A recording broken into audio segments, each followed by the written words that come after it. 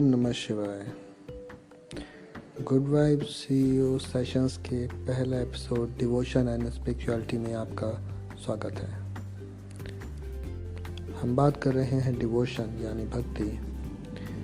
भक्ति को हम समझ सकते हैं किसी भी व्यक्ति से, किसी भी भगवान से, किसी भी पुस्तक से, किसी भी गुरु से अनन्य प्रेम करना या अपने खुद के कार्यों से ऊपर अपने ईश के कार्यों को रखना।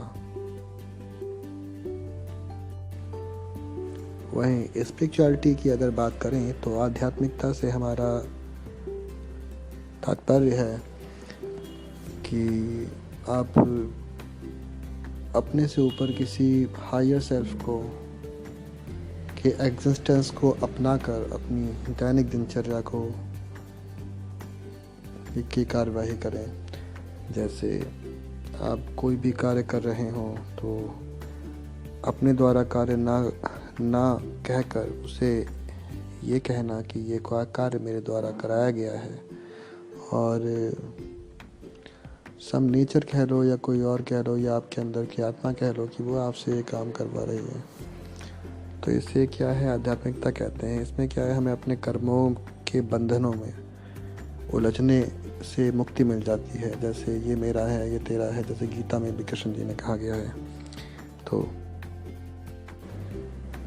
हालांकि अगर शब्द को देखा जाए स्पिरिचुअलिटी, तो मैं जैसा कि समझ पा रहा हूँ कि ये दो शब्दों से मिलकर बना है, स्पिरिट और इक्वालिटी।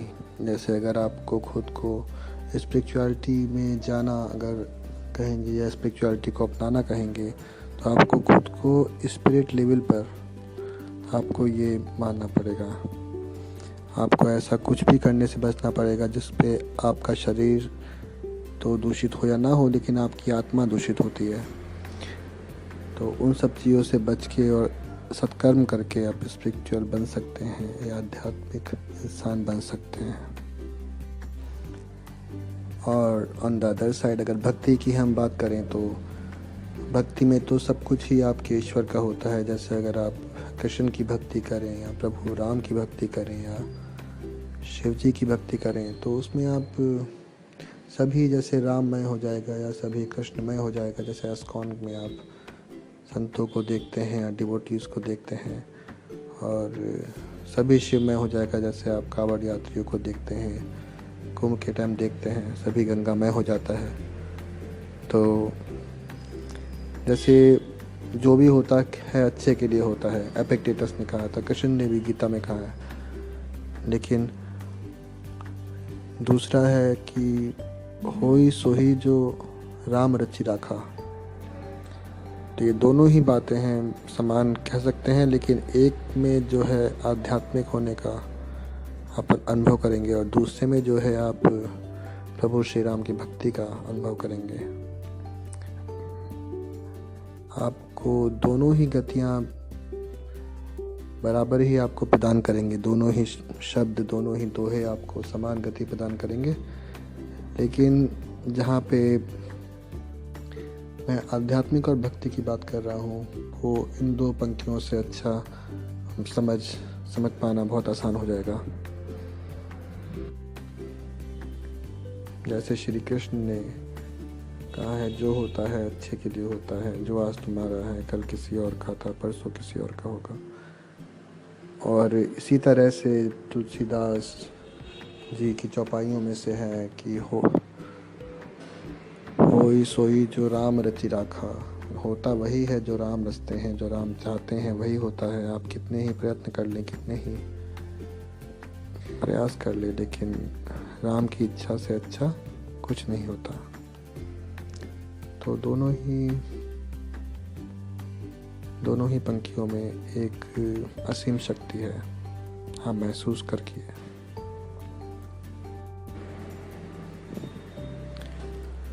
आध्यात्मिकता के अंदर ही आपको मतलब परोपकारिता की भावना, अल्ट्रुइज्म, ग्रैटिट्यूड जैसे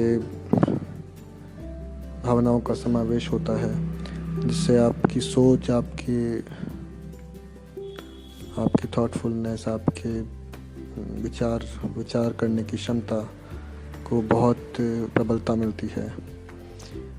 और अपने मन में कभी द्वेष ना रखें, कभी दुर्भावना ना रखें, और तो आपका जो मस्तिष्क है वो उतनी ही ज़्यादा प्रबलता से काम करेगा।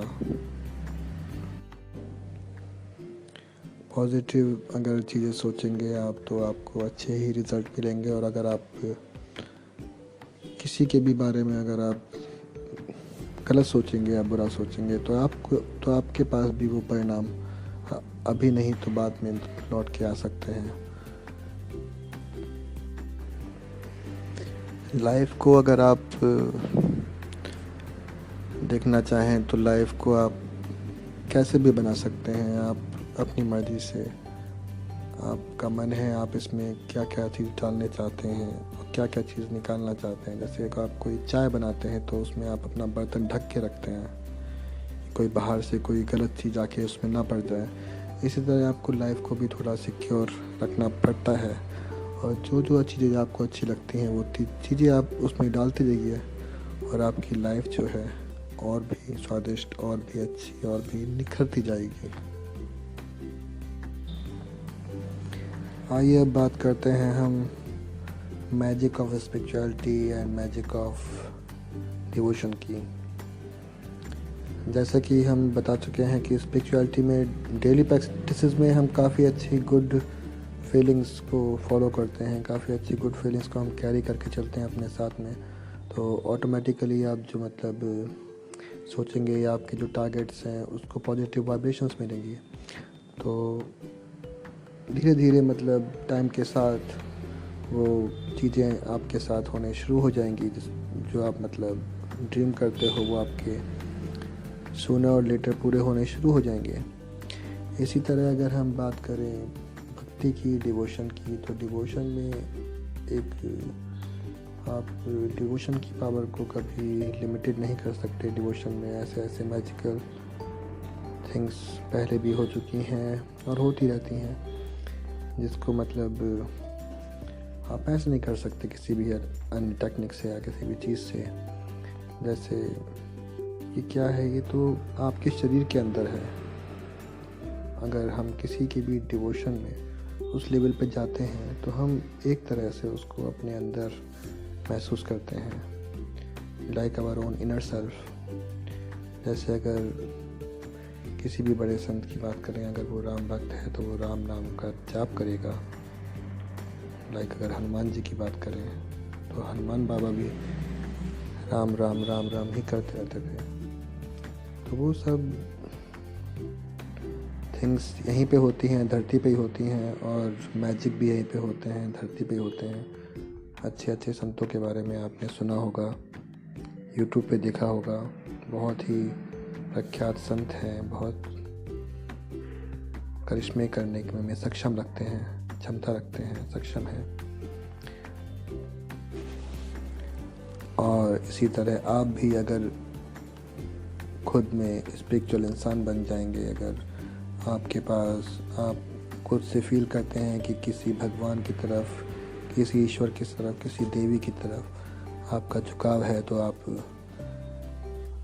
इसको डेली प्रैक्टिस में आप इसे ला सकते हैं। आप गुड फीलिंग्स के साथ इसको कैरी कर सकते हैं और अपने थॉट्स उसको साथ में लेके अब अपने थॉट्स सोच सकते हैं, जिससे क्या होता है, उन थॉट्स को पावर मिलती है। और उनको जो, जैसे मान लो वो अगर बाद में पूरे होने वाले होंगे तो उन्हें कुछ बल मिलता है, उन्हें कुछ वेट मिलता है, वो थोड़ा जल्दी पूरे हो सकते हैं।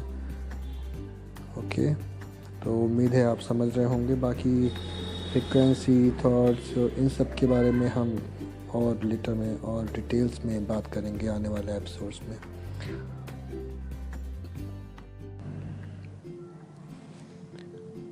और अगर आप कोई टेक्स्ट या कोई श्लोक या ग्रंथ प्रैक्टिस करना ही चाहते हैं तो बहुत से चीज़ें आपको मिल जाएंगी। सबसे पावरफुल चीज़, आप हनुमान चालीसा प्रैक्टिस कर सकते हैं। और अगर आप मेरी निजी राय जानना चाहेंगे तो मैं तो आपको डिवोशन की राह पे ही चलने की सलाह दूंगा। भले ही आप जो भी काम कर रहे हो आप वो काम कर सकते हैं, आप वो काम करते रह सकते हैं, दिनचर्या जो चल रही है वही अपना सकते हैं, बस साथ में आप डिवोशन तो की फील को अगर आप दिल से अंदर से महसूस करना चाहें तो ये आप पे गजब का प्रभाव डालेगी और इसको आप महसूस करेंगे, क्योंकि हम तो उस धरती से हैं जहाँ पे हर सांस में शिव है और कण का शंकर है। और इसी तरह आप भी अपने आप को शांत करके, कभी ध्यान लगा के, कभी एकांत में सोच के आप फैसला ले सकते हैं कि आपको अपनी आने वाले कुछ साल, आने वाले जो ज़िंदगी है वो किस राह पे आपको लेकर चलनी है। अगर कोई प्रश्न होंगे तो आप पूछ सकते हैं, बिल्कुल आप सेम नाम से यूट्यूब पे फॉलो कर सकते हैं, इंस्टाग्राम पे फॉलो कर सकते हैं, सवाल पूछ सकते हैं। और नेक्स्ट एपिसोड का ट्रेलर मैं आपको जल्द ही रिलीज़ करूँगा, उसका टॉपिक आपको शेयर करूँगा। आज का ये एपिसोड आपको कैसा लगा प्लीज़ लिखिए, बताइए। फिर मिलते हैं। This is good vibe CEO sessions. I am your good vibe CEO signing off.